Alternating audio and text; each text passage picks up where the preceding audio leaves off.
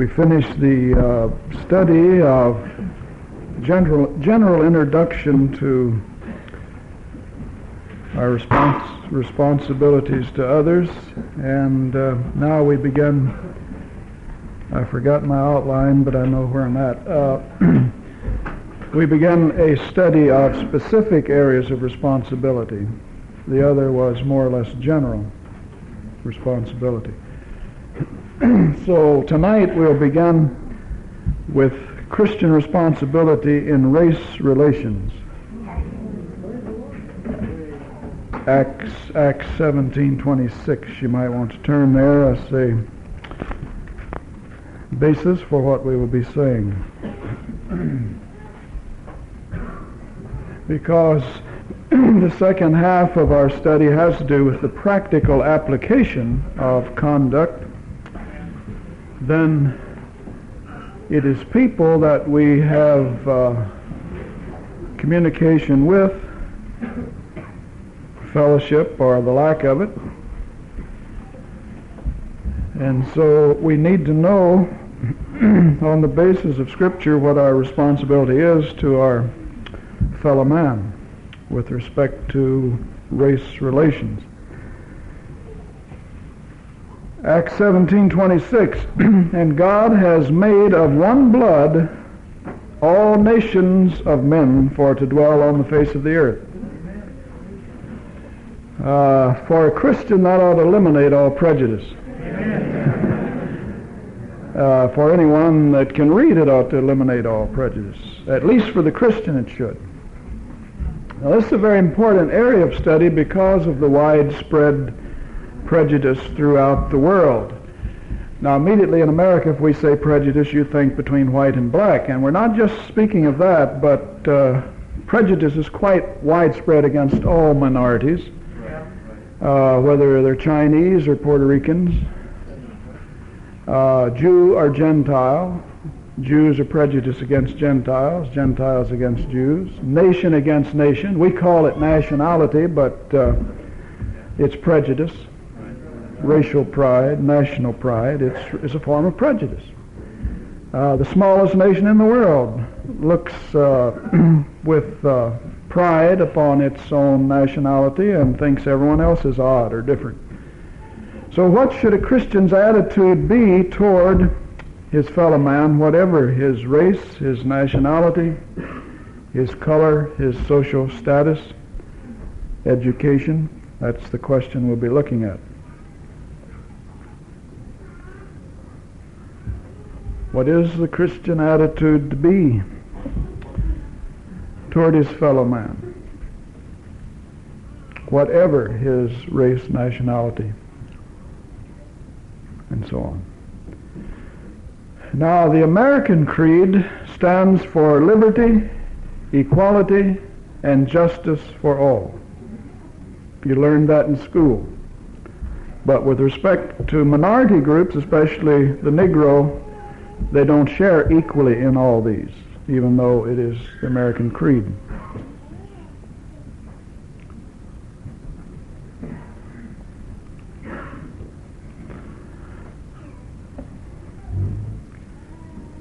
Also, American Christianity. Now, I'm purposely going slow tonight because I want you to get it down. This is where interaction between people is where life is. And I doubt if there's a person in here, whatever his color, race, nationality, or creed, that doesn't have some prejudice. If you don't, praise the Lord. It's not that, again, not that I'm trying to be boastful, but I don't feel I have any. I never have. I've had, or I'll turn it around the way it ought to be said. Colored people have allowed me to be their friends. It's always said the other way. Oh, I have colored friends. Well, the other way around is the way it ought to be said sometimes. I have Jews that allowed me to associate with them. And you can tell whether or not you have prejudice. I know a brother once, I was a good old Baptist brother, trying to show him he was prejudiced as scripturally and politely as I could, but he really got upset. And said, well, he said, no, I'm not prejudiced. Said, we have a colored brother who works with us, and we let him eat with us. I said, you let him eat with you, and that proves you have no prejudice. What do you mean you let him?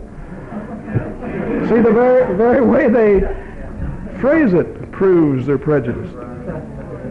And so, as I say, I'm purposely going slow so that you'll get it down, then you won't have these hang-ups as Spirit-filled Christians. Now, American Christianity, of all things, for years practiced segregation until the Supreme Court forced some changes. Now, we don't advocate, of course, going to court to get your rights, so-called rights, but the point is we're reporting it the way it is. American Christianity practiced segregation and taught prejudice. I could name you Baptist hospitals, since Baptist is my background, that would not admit Negroes. Yeah, till they were forced to with the new Supreme Court decisions. I could show you churches that would not admit the colored, or if they did, would not allow them to have membership.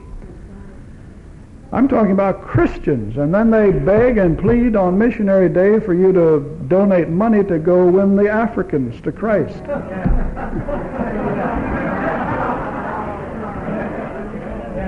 If you have any prejudice in your heart toward any group, but let's talk about the Negro, since that obviously is where so much prejudice is in America. If you ever gave $1 to missions to go over and win an African to Christ and have any prejudice in your heart, you're a hypocrite.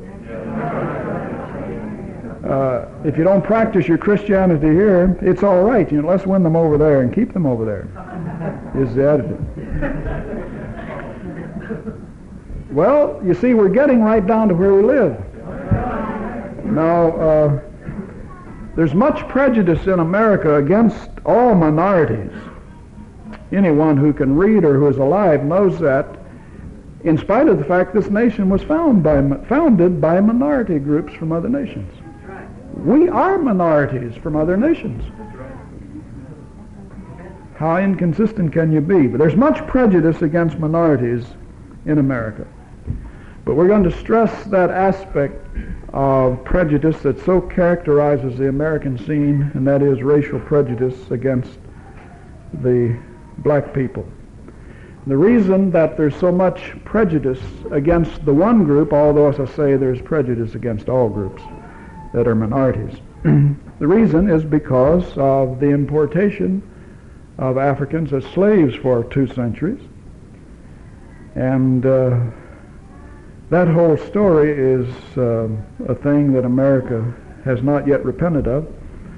But, and I don't know that I'll get to it tonight, but eventually I'll tell you of 2 visions God gave me that concerning the Negro uprising, and that he's allowing it as judgment upon America, part of the judgment. But these people in their land were not slaves, you see. They were taken at gunpoint and made slaves. Some of them were of royal blood and just died of a broken heart. You ought to read the history of slavery. I majored in history in college. Bible, had 2 majors, Bible and history. And they really go hand in hand because it helps you understand the Bible. But some were princes and kings in their tribes and nations, and of course never knew what it was to not be permitted to be free. And so the reason that there's so much prejudice is because of the importation of slaves, and secondly because the Civil War was fought in this nation just about a century ago to set them free. The question is, did they ever get free? Thirdly, we stress this because the Negro population constitutes the largest minority group in America. That's a threat to white supremacy. You wonder why there's so much prejudice? If you had that many Chinese as you do Negroes, then it would be Chinese. It has nothing to do with color or race. It has to do with whatever's a threat to your nationality. Now let's hasten to add, you go to Africa, you'll find the same prejudice in reverse over there. So it isn't that prejudice is just among white people. It's the other way around. Man is a sinner, you see, and he knows how to hate without being taught. Well, let's look at some historical background. Now, this has to do with all kinds of prejudice, but as I say, because America, like no nation on earth, has such a one-sided opinion of its own stature that looks down upon all other races, especially the Negro. We'll be stressing that, but whatever we say has to do with any kind of minority prejudice, whether it's in America or anywhere else. But let's look at the historical background for a moment to give you some idea. This is what you call a thumbnail sketch. In 1619, now that's going way back. Let's see, when did they land at Plymouth Rock?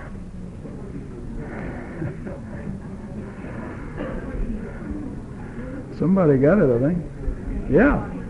They were importing slaves before we landed at Plymouth Rock. 1619, the first Negroes were brought to America as slaves.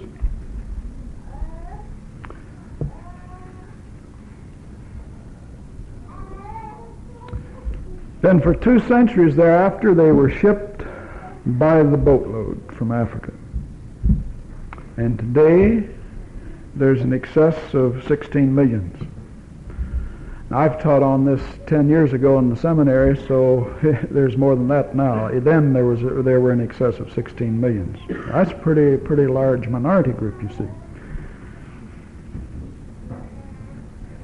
Then from 1619 to 1861, the history of slavery is a history of mistreatment and abasement of the Negro race. Nothing to be proud of. From 1861 to 1865, you had brother fighting brother, white against white, for one reason, to free the slaves. Civil War, that's what Civil War is about. You learned that in grade school.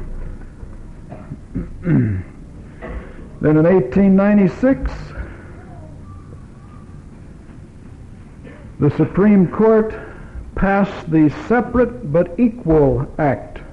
Separate but Equal Act.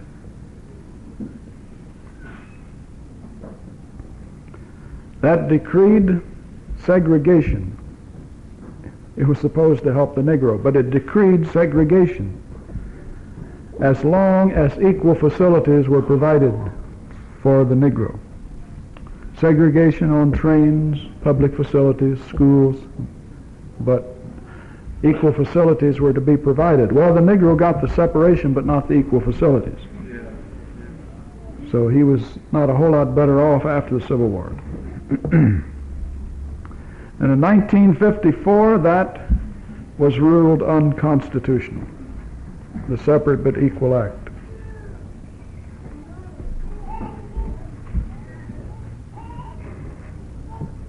Because you see, that act enforced segregation. That's why it was wrong. As a result of the 1954 decision, we had the revival of old white racist groups like the Ku Klux Klan. Now, most of you are old enough to remember this part of the history, if you read the newspapers and kept up. You had some new groups arise, like the WCC, the White Citizens Council.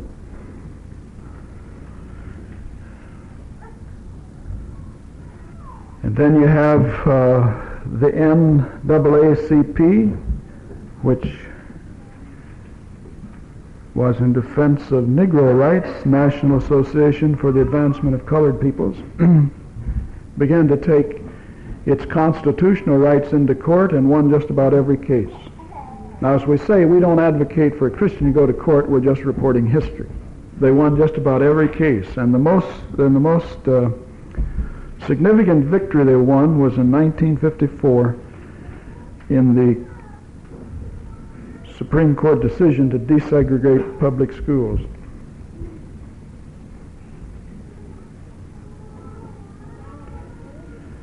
Now, that's something of a thumbnail sketch. You could spend a week just talking about all of that and the mistreatment and everything. But we're dealing with prejudice as such and what Christian responsibility is in race toward minorities, toward other peoples. So now we want to come to the problem of prejudice, the problem of prejudice. Now, very few people are not prejudiced, even though they say they're not. You can easily prove they are. But surveys have been taken where they just ask questions, and 40% of the population in America express open prejudice against minorities, including Negroes. Open prejudice. You can easily find that out, would you like a Japanese or Chinese immigrant to live next door to you? You don't even have to raise a question about color of skin. And I've asked people questions, and you can get the prejudice to come out just by asking the right questions. One man said, I have absolutely no prejudice. Well, I said, then you would let a Negro or a Chinaman or a Japanese buy the house next door to you? Oh, he said, no, I wouldn't do that. Well, I said, why not? That sounds like prejudice. Well, he said it would devalue my property. But he had no prejudice. Now, he was another good Baptist Christian. Oh, you'd be surprised how many people have prejudice. Just about everybody. But 40%, we say, 40%, these are statistics that you can check in any library. 40% express open hostility and prejudice.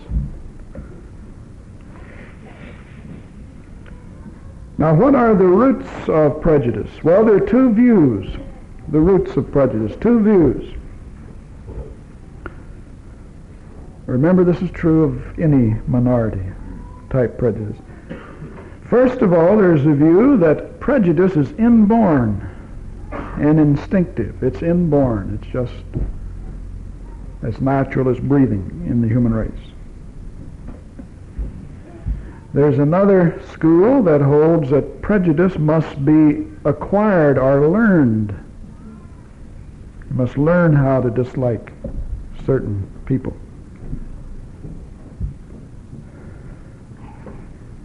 And the scriptural view is there's truth in both of them.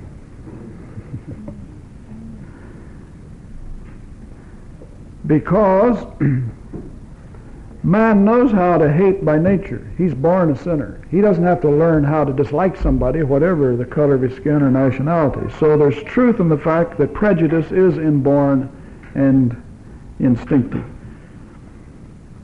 But with respect to racial prejudice, it is learned, it is acquired.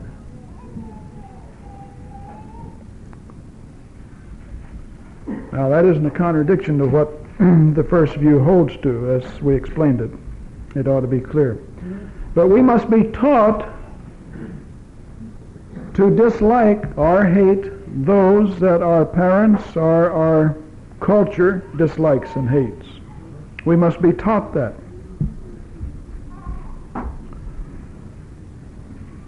People with odd eyes, that would be your Easterners, Far Easterners, people with a different colored skin, people who dress differently and eat and think and talk differently.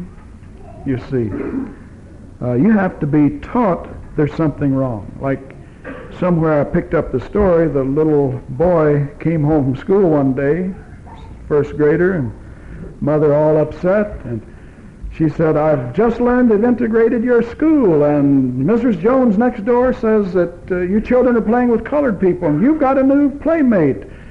Is your new playmate colored? Well, he said, I don't know, Mother. I'll have to look when I go to school tomorrow.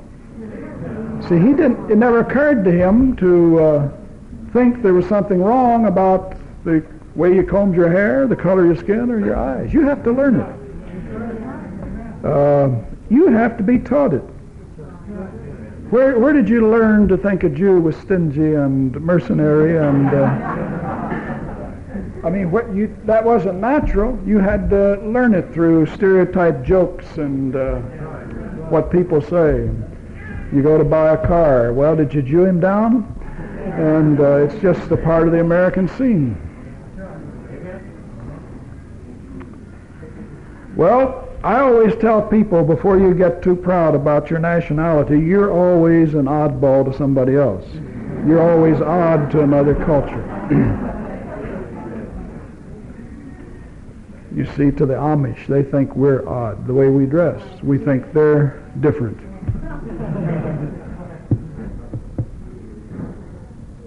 So, you have to acquire prejudice against a race, is what I'm saying. It would never occur to you to be prejudiced against the Chinese, or Cubans, or Puerto Ricans, or anyone else. It would never occur to you. I grew up not thinking there was any difference, until I began to hear there was supposed to be a difference. Well, how is prejudice acquired? We said that basically racial prejudice is acquired or learned. How? Well, there are several ways. It doesn't come naturally. Knowing how to dislike people is natural, but not because their eyes are different or something. First of all, it's through one's background. You acquire prejudice through your background. Your geographical location has a strong influence concerning prejudice and against whom you're prejudiced the most. You see, in New York, prejudice is against the Puerto Rican. In San Francisco, it's against the Chinese. In the South, it's against the Negro. Of course, there's prejudice against all minorities, but I'm talking about some. It's more obvious than others. In the mountain regions, back in the hills of Kentucky, they're prejudiced against anybody from the city. And of course, geographical location. Oh, you're really odd to them. You can hardly get some of them to talk to you. They look at you like you're just, some alcoholic out on a fling. And then when they come to the city, well, all I heard in Warsaw and Winona Lake is about Little Kentucky over there. They had a little community over there where everyone from Kentucky, and I think most of them were from Prestonsburg State. And they would mock their language and the way they dress and the old rattle-trap cars they drive. And so it depends on where you are, you see, where you're from, geographical location. Now all of you got all that down because I was watching you. Now secondly, ignorance is another reason. Well, I hope your memories are good. Anyway, ignorance is a second reason for the way, rather, that we acquire prejudice. False beliefs about minority groups, but based on ignorance. I suppose there's more ignorance concerning racial prejudice than most anything else. Just plain old dumb ignorance is what I'm talking about. The so-called inferiority of minorities. That it has no basis at all in truth. The so-called inferiority of minorities or other nations or other cultures because they look different or dress differently or talk differently.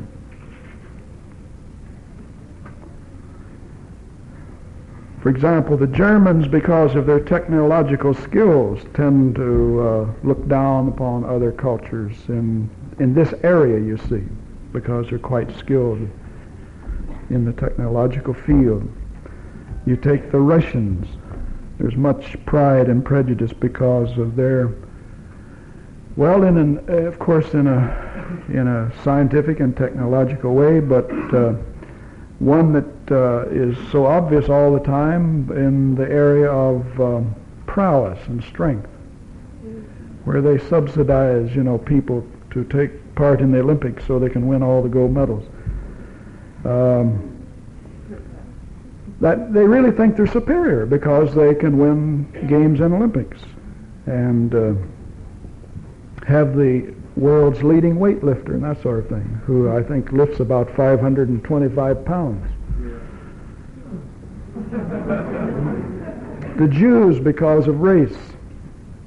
The English, which is my background, of course, is going back to our ancestors, but the English tend to look down upon the Americans. After all, you were a bunch of religious dissenters who fled from us, and they don't come out and say it that way, but so often in the presence of the English, and I've been to England twice and Canada many times, so often the English tend to look down upon you, and you have to watch your grammar and be very precise.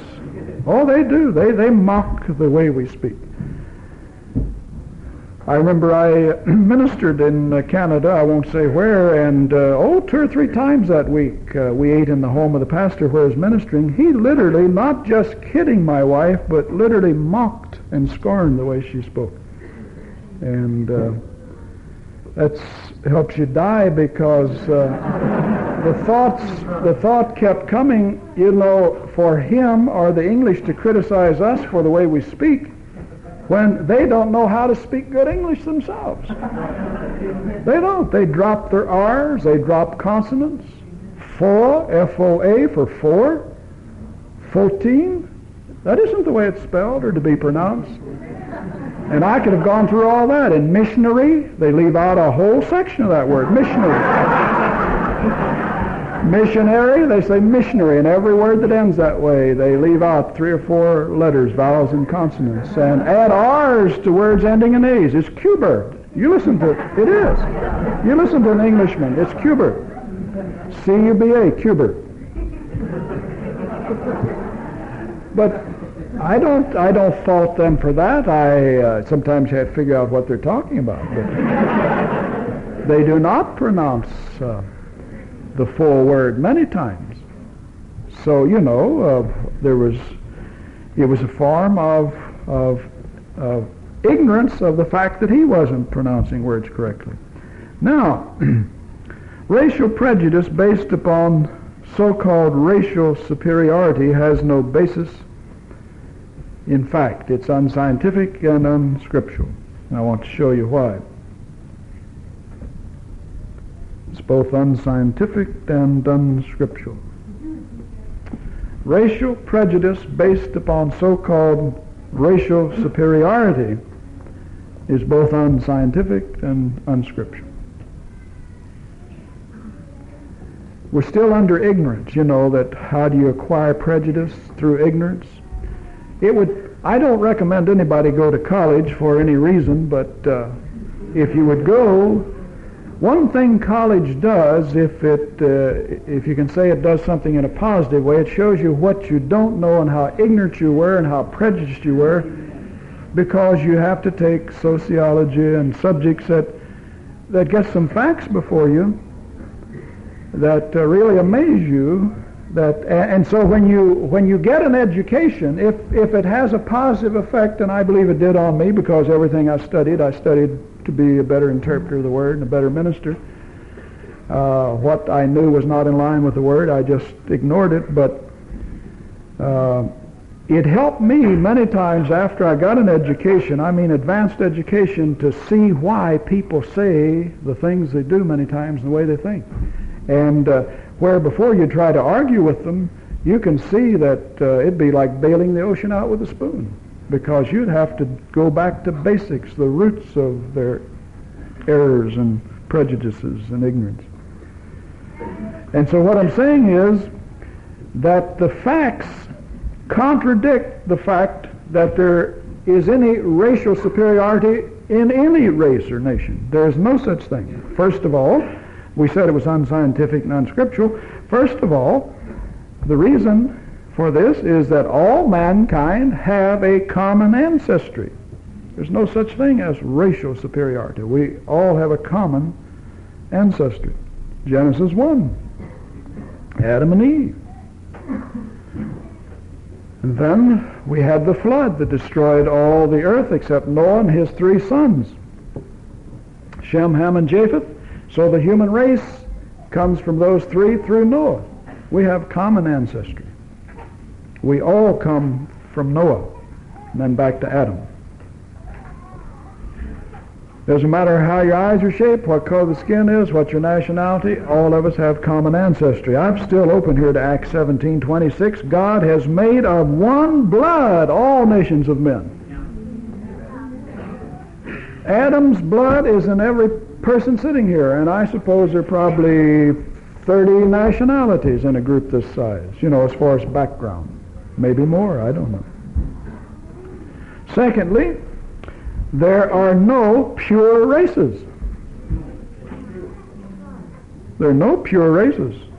The Germans tried to develop a pure race, but they were the first to admit they didn't have one. That was Hitler's goal, to make a race of blonde Aryans,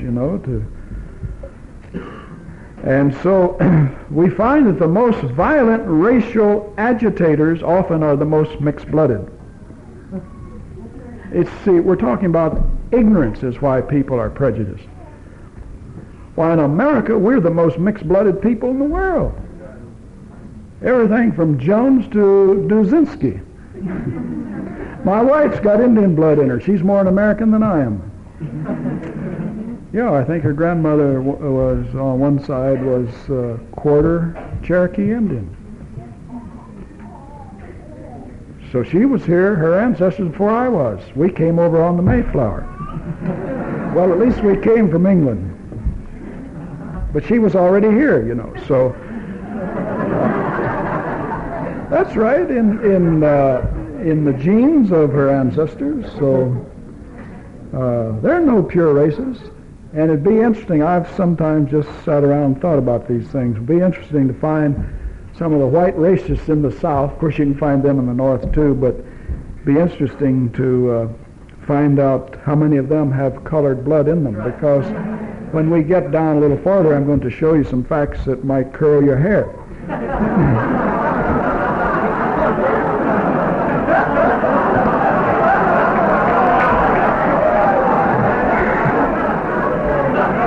Well, that was unintended, but America, of all people, should have the least excuse to be prejudiced, because we were a nation based upon minorities. We're the most mixed-blooded people in the world. Germans, English, Cubans, Africans, Jews, name any other nation on earth. Could justifiably, if there was a reason for having racial pride or prejudice, they could have it. We couldn't. We're just a conglomeration of English and Dutch and Irish and, well, just everything. You know how it goes. So we're saying that racial superiority has no basis in Scripture or scientific fact. Thirdly, we're saying, under this study, sociologists have disproven. Now, these are facts, friends, that you can check for yourself. Sociologists have disproven the fallacies of biological, intellectual, or cultural inferiority of any race.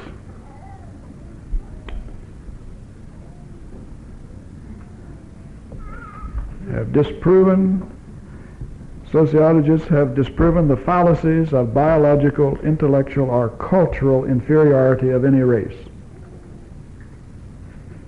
No one race is inferior to another. It is always due to background or opportunities. You can put the most advanced nation right now, give them 200 years of the slavery and abasement of the Negro, the most advanced educated nation, see where they would be in 200 years. You'd have to lead them around by the hand.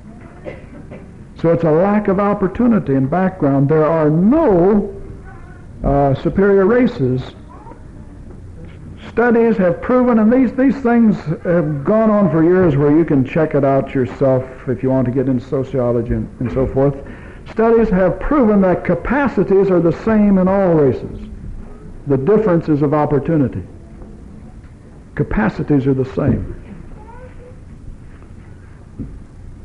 Shape of eyes, color of the skin, nationality. That has nothing to do with it. It has to do with opportunity.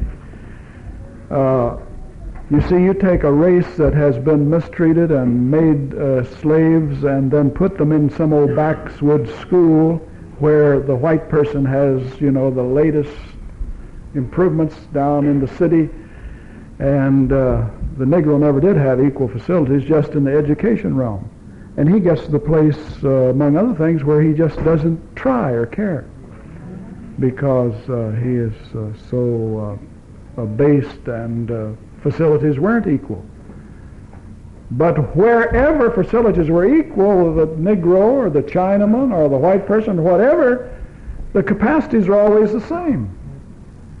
And brilliance or wisdom comes forth in any race. It just depends on their opportunities.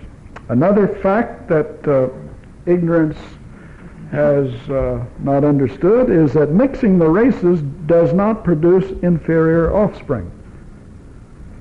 Mixing of races does not produce inferior offspring. If it did, America would have never made it as the leading nation. In fact, the opposite is usually the result. Inbreeding is very dangerous. Inbreeding is the worst thing that can happen. Even the law, and even in the Bible, you couldn't marry too close to a relative, is what I'm saying. Mixing the races does not produce inferior offspring. Just the opposite is true. Anyway, there are no unmixed races. How could you have unmixed races when we all come from the same parents and we have, over the countless millenniums, have intermixed and intermarried and so forth? There's no such thing as a pure race. Again, and very important, all the alleged scriptural arguments for segregation have to do with Jew and Gentile. All the scriptural arguments that the racists use for segregation, where, they try to use a scripture to show that God separated the races, they have to do with Jew and Gentile, white with white. And it's always for religious considerations, not racial.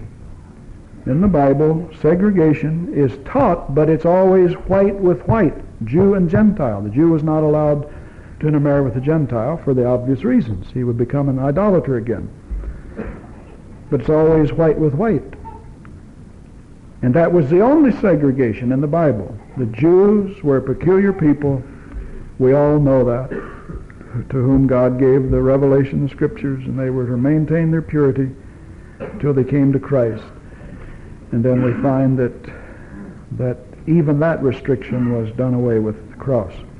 But even there, it's white with white. So the only separation in the Bible is for spiritual reasons, is what we're saying. In the Old Testament, Jew with Gentile. In the New Testament, believer with non-believer. Now, there are many passages in the Old Testament that show that the separation was for spiritual reasons, Jew with Gentile. The Jew was not to marry with the Gentiles or have any communication, that is, trade or anything else with them. In the New Testament, that has been done away, but there is still a separation taught, and again it's spiritual. That's 2 Corinthians 6, and that's a separation between believers and non-believers. 2 Corinthians 6, verses 14 to 17. There's definitely a separation taught here. And those who do not heed it live to regret it. Live to regret it. You know what it is. Be not unequally yoked with unbelievers, whether in marriage or business or whatever. 2 Corinthians 6, 14 to 17.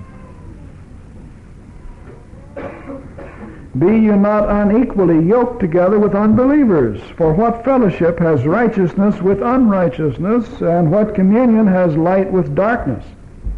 And what concord hath Christ with Belial? Or what part hath he that believeth with an infidel? And what agreement hath the temple of God with idols? For ye are the temple of the living God. As God hath said, I will dwell in them and walk in them, and I shall be their God, they shall be my people. Wherefore come out from among them, and be ye separate, saith the Lord. So there is a separation taught, but it's a spiritual, as it always is in the Bible. It's never on the basis of race or nationality. It is a religious thing. God couldn't have cared less if they'd married with the Gentiles had the Gentiles been believers. It wasn't racial, it was spiritual. So those are some of the forms of ignorance that causes prejudice. Another cause, thirdly, we said background, ignorance. Thirdly, stereotyping.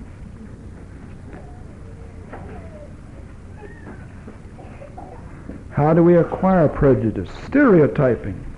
Stories and jokes and attitudes about minorities do that. After I became a Christian and began to learn some of these things, I quit saying, well, I Jewed him down and got a bargain, or making jokes and talking slow like a Southern Negro and so forth, because all this did was promote prejudice in people's heart, even though I may not have it. At least as far as I know, I wouldn't have it, yet jokes and stories we should just let them die. See, the Jew is stereotyped in all of the literature or jokes or stories as a shrewd, mercenary, selfish individual. As soon as you say Jew, out on the street, what do you think of? Of course, up here we think of Palestine and restoration and all that. I trust we do, but but generally, just if you add the word Jew to conversation because of stereotyping, you had to learn that. You didn't make up any jokes. You had to learn them. Chinese, well, what's the first thing you think of? He spends his days ironing shirts in a laundry, his nights smoking opium. What other concept do you have? And of course, the Negro is depicted as lazy or indifferent or not intelligent, which would fit many poor whites in the South, that description, as well as North Webster maybe, or this area.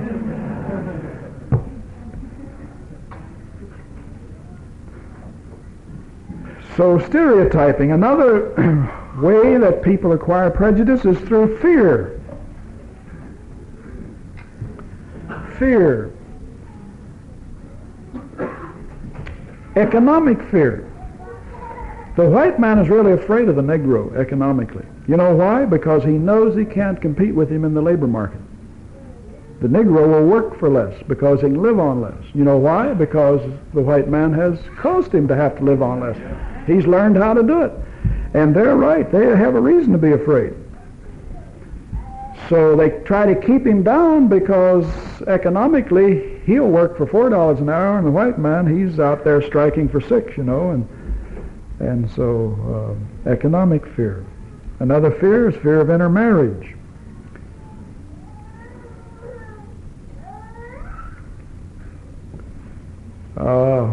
Again, has to be taught, as we'll see. Whether we get to it tonight, I doubt, but we'll see the Bible does not make that a test, what color your skin is, whether or not you can marry. But where it was permitted down through the years, where France or England or some of the states here, it was a very, very low rate anyway, so there was really no basis for the fear. Like everybody was going to be doing it. But there was no actual basis, is what I'm saying. A very small percentage actually intermarried. That isn't saying whether it's good or bad. Of course, as I've already intimated, the Bible will show you that, well, I suppose they've already said, though, that mixing the races doesn't produce inferior offspring, so you know what the stance of the Bible is from that. Now, a pure-blooded Negro is very hard to find. And if you go by a little common logic, you'd be asking yourself, well, how did he get that way?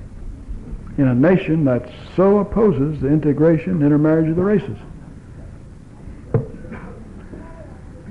Come on out there, anybody at home? How did he get that way in a nation that has fought intermarriage? And a pure-blooded Negro is very hard to find. Very hard. Now that's a sociological fact. Well, apparently the white man feared intermarriage but not adultery. There's no other way. We've got a very, very small percent. Oh, what would it be, 0.1% of racial marriages in this country? If that, I doubt if it's that. Now, I'll give you some facts. You can go to the library, check them up yourself. 1/5 of white Americans have Negro blood. Over 1/5, 21% of white Americans have Negro blood. And 3/4 of all Negroes have white blood. Interesting. And I've actually seen people in the South who are the most pronounced racists that I can see Negro blood in them. And they don't even know they've got it. Because there's certain characteristics, if you know some things. I studied biology and human anatomy and things. Wonder what would they do? Go out and shoot themselves if they learned who their ancestors were? But that's a fact. I mean, look, I didn't say, I'm just quoting statistics. 1/5 of white people have Negro blood in them. That means if every audience is a typical audience, then 1/5 of us, that's why we have curly hair or something. That's a fact.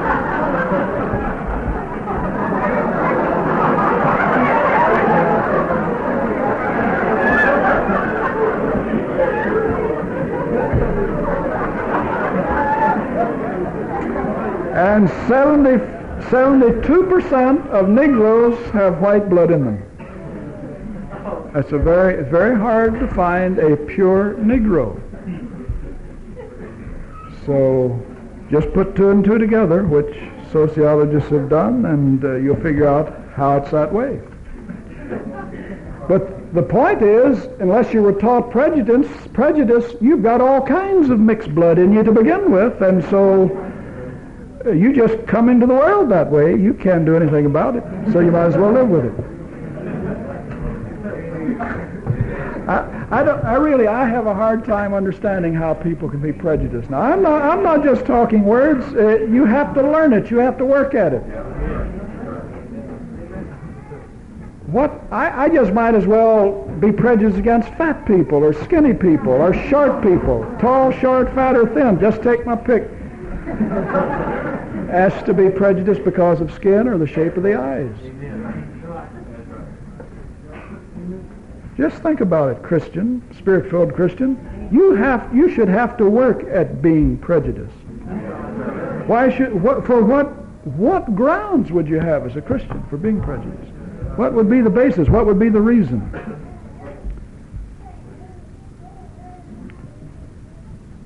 Then another reason for acquiring prejudice is the sinful desire for supremacy. Sinful desire for supremacy.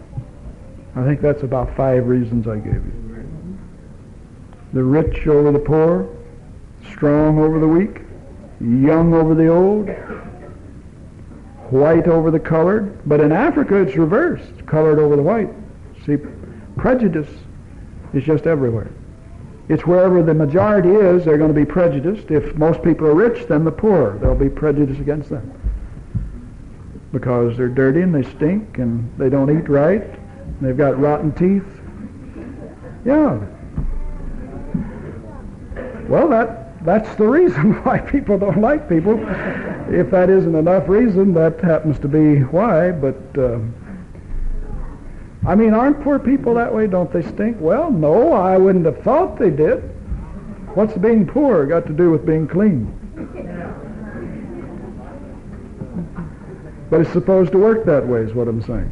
That if you're poor, why, there's something wrong with you, and put a glove on to shake hands so I won't get any germs, like Howard Hughes.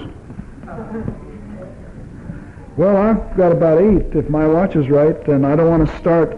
I want to next get into the alleged biblical proof text for segregation of the races and answer those major texts they use, like the mark of Cain and the curse upon Ham, confusion of tongues at Babel. And then I'll tell you the 2 visions God gave me about racial prejudice and how America is going to be judged because she has not repented of her mistreatment of the colored race.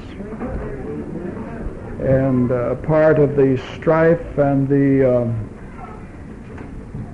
rise of the Negro very aggressively now, that is, I'm thinking the unregenerate one, is God allowing it as a form of judgment. And the visions I saw were quite graphic because it's exactly what the nation has done to the colored race. And God says He's going to judge the nation because we've not repented of it. And they're not about to repent.